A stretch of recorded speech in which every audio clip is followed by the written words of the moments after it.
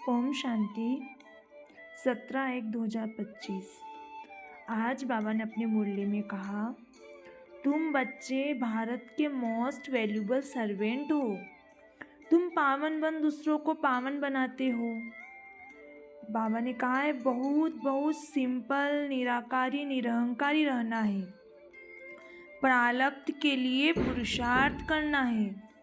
बाबा ने कहा है अव्यक्त फरिश्ता भव के वरदान को स्मृति में रख शक्तिशाली वायुमंडल बनाने की सेवा करो और एकाग्रता की शक्ति को बढ़ाओ। अब हम सुनते हैं बाबा के मधुर महावाक्य 17/1/2025 प्रातः मुरली। ओम शांति। बाप दादा मधुबन। मीठे बच्चे, तुम भारत के मोस्ट वैल्यूबल सर्वेंट हो। तुम्हें अपने तन मन धन से श्रीमत पर इसे राम राज्य बनाना है। प्रश्न, सच्ची अलौकिकता सेवा कौन सी है जो अभी तुम बच्चे करते हो? उत्तर, तुम बच्चे गुप्त रीति से श्रीमत पर पावन भूमि सुखधाम की स्थापना कर रहे हो। यही भारत की सच्ची अलौकिक सेवा है। तुम बेहद के बाप की श्रीमत पर सबको रावण की जेल से छुड़ा रहे हो। इसके लिए तुम पावन बनकर दूसरों को पावन बनाते हो। गीत, नयन ही को राह दिखाओ प्रभु। ओम शांति। हे प्रभु ईश्वर परमात्मा कहने और पिता अक्षर कहने में कितना फर्क है। हे ईश्वर, हे प्रभु से कहने से कितना रिगार्ड रहता है, और फिर उनको पिता कहते हैं तो पिता अक्षर बहुत साधारण है। पिता है तो ढेर के ढेर है। प्रार्थना में भी कहते हैं हे प्रभु, हे ईश्वर। बाबा क्यों नहीं कहते हैं? तो परम पिता है ना। परंतु बाबा अक्षर जैसे दब जाता है, परमात्मा अक्षर ऊंचा हो जाता है। बुलाते हैं हे प्रभु, नैन इनको राह बताओ। आत्मा कहती है कि बाबा हमको मुक्ति, जीवन मुक्ति की राह बताओ।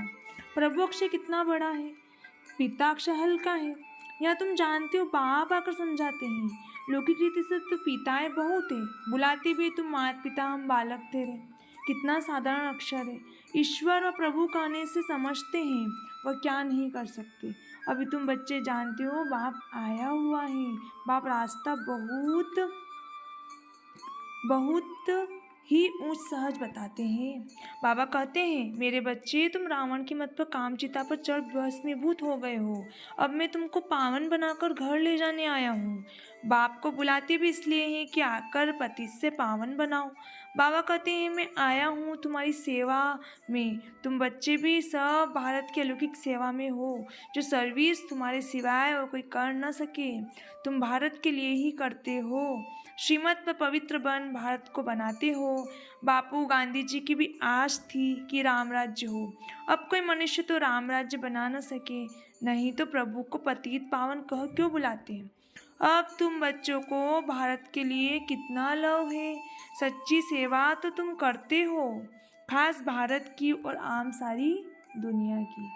तुम जानते हो भारत को फिर से राम राज्य बनाते हैं, जो बापूजी चाहते थे। गांधी जी वह हद का बापूजी था, या फिर है बेहद का बापूजी। यह बेहद की सेवा करते हैं। तुम बच्चे ही जानते हो, तुम्हारे में भी नंबरवार यह नशा रहता है कि हम राम राज्य बनाएंगे। गवर्नमेंट के तुम सर्वेंट हो, तुम देवी गवर्नमेंट बनाते हो। तुमको भारत के लिए फकूर हैं। जानते हो सतयुग में पावन भूमि थी, अब तो पतित हैं। तुम जानते हो अभी हम बाप द्वारा फिर से पावन भूमि व सुखधाम बना रहे हैं, सो भी गुप्त। श्रीमत भी गुप्त मिलती है। भारत गवर्नमेंट के लिए ही तुम कर रहे हो। श्रीमत पर तुम भारत की ऊंच से ऊंच सेवा अपने तन मन धन से कर रहे हो। कांग्रेसी लोग कितना जेल आदि में गए, तुमको तो जेल आदि में जाने की दरकार नहीं है। तुम्हारी तो है रूहानी बात। तुम्हारी लड़ाई भी है 5 रूपी रावण से। जिस रावण का साय पृथ्वी पर राज्य है, तुम्हारी यह सेना है। लंका तो एक छोटा टापू है, यह सृष्टि बेहद का टापू है। तुम बेहद के बाप की श्रीमत पर सबको रावण की जेल से छुड़ाते हो। यह तो तुम जानते हो कि इस पतित दुनिया का विनाश तो होना ही है। तुम शिव शक्तियाँ हो, शिव शक्ति गोप भी हैं। तुम गुप्त रीति भारत की बहुत बड़ी सेवा कर रहे हो। आगे चल सबको पता पड़ेगा तुम्हारी ये श्रीमत पर रूहानी सेवा। तुम गुप्त हो, गवर्नमेंट जानती ही नहीं कि बीके तो भारत को अपने तन मन धन से श्रेष्ठ सचखंड बनाते हैं। भारत सचखंड था, अब झूठखंड है। सच तो एक ही बाप है। कहा भी जाता है गॉड इज ट्रूथ।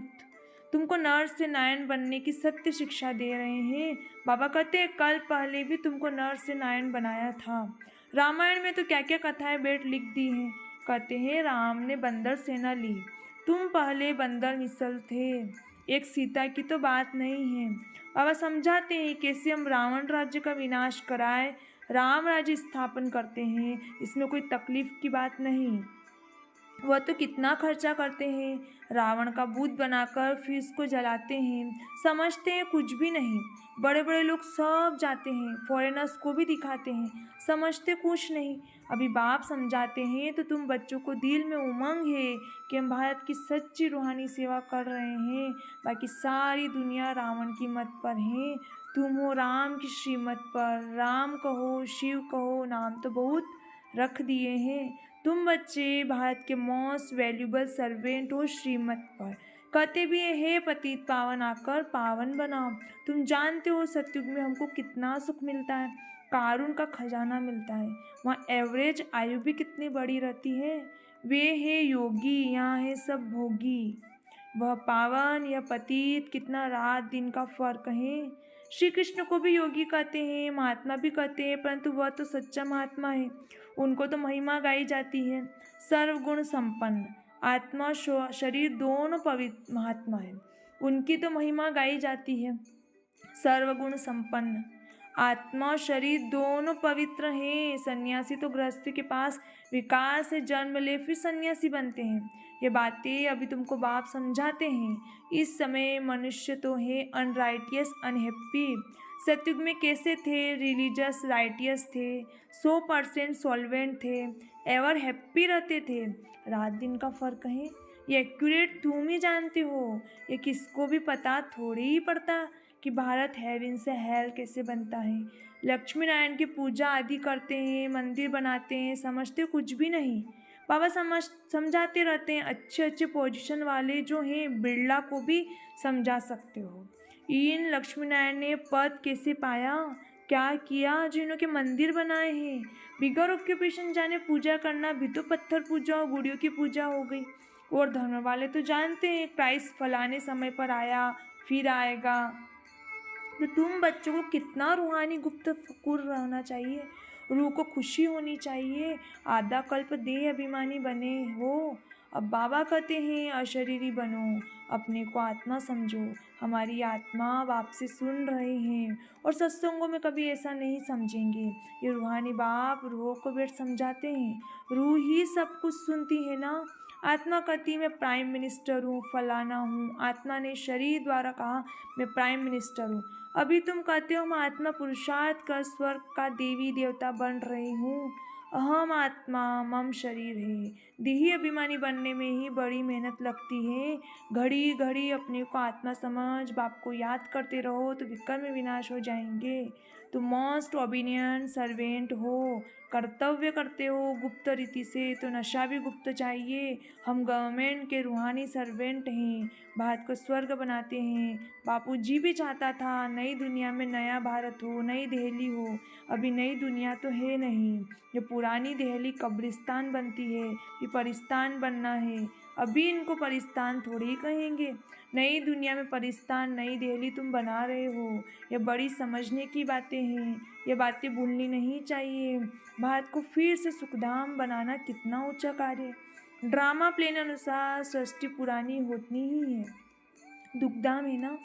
दुख हरता सुख करता एक बाप को ही कहा जाता है। तुम जानते हो बाप 5000 वर्ष बाद आकर दुखी भारत को सुखी बनाते हैं, सुख भी देते हैं, शांति भी देते हैं। मनुष्य कहते भी हैं मन की शांति कैसे, मिले। अब शांति तो शांति धाम स्वीट होम में ही होती है, उसको कहा जाता है शांति धाम, जहाँ आवाज़ नहीं, गम नहीं, सूर्य चांद आदि भी नहीं होते। अभी तुम बच्चों को ये सारा ज्ञान है, बाप भी आकर ओबीडियंट सर्वेंट बना है ना, लेकिन बाप को तो बिल्कुल जानते ही नहीं, सबको महात्मा कह देते हैं। अब महान आत्मा तो सिवाय स्वर्ग के कभी हो नहीं सकते। वहाँ आत्माएं पवित्र हैं, पवित्र थी तो पीस प्रोस्पेरिटी भी थी। अभी प्योरिटी नहीं है तो कुछ भी नहीं है। प्योरिटी का ही मान है। देवताएं पवित्र हैं तब तो उनके आगे माथा टेकते हैं। पवित्र को पावन, अपवित्र को पतित कहा जाता है। यह है सारे विश्व का बेहद का बापूजी। तो ऐसे को मेयर को भी कहेंगे सिटी फादर। वहाँ थोड़ी ऐसी बातें होगी, वहाँ तो कायदे से राज्य चलता है। बुलाते भी है पतित पावन आओ। अब बाबा कहते पवित्र बनो, तो कहते हैं ये कैसे होगा, फिर बच्चे कैसे पैदा होंगे, सृष्टि कैसे वृद्धि को पाएंगे। उनको ये पता नहीं कि लक्ष्मी नारायण संपूर्ण निर्विकारी थे। तुम बच्चों को कितना अपोजिशन सहन करना पड़ता है। ड्रामा में जो कल पहले हुआ है वह रिपीट होता है। ऐसे नहीं कि ड्रामा पर रुक जाना है, ड्रामा में होगा तो मिलेगा। स्कूल में ऐसे बैठे रहने से कोई पास हो जाएंगे क्या। हर एक चीज़ के लिए मनुष्य का पुरुषार्थ तो चलता है। पुरुषार्थ बगैर पानी भी मिल ना सके, सेकेंड बाय सेकेंड जो पुरुषार्थ चलता है वो प्रारब्ध के लिए। ये बेहद का पुरुषार्थ करना है, बेहद के सुख के लिए। अभी है ब्रह्मा की रात तो ब्राह्मणों की रात, फिर ब्राह्मणों का दिन होगा। शास्त्र में भी पढ़ते थे परंतु समझते कुछ नहीं थे। ये बाबा खुद बैठकर रामायण भागवत आदि सुनाते थे, पंडित बन बैठते थे। अभी समझते हैं वह तो भक्ति मार्ग है।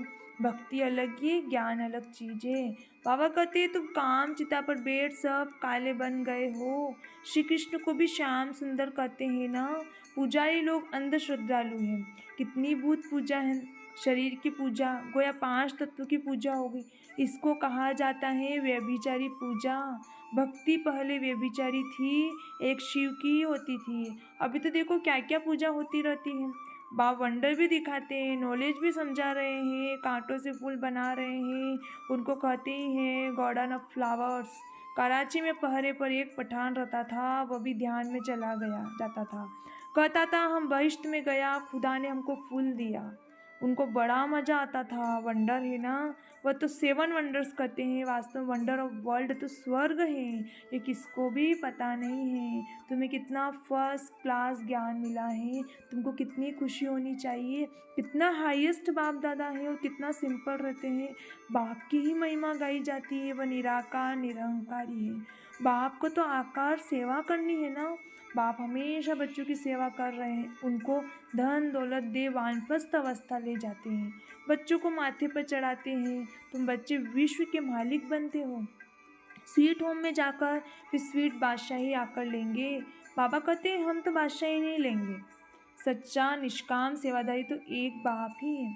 तो बच्चों को कितनी खुशी रहनी चाहिए, परंतु माया भुला देती है।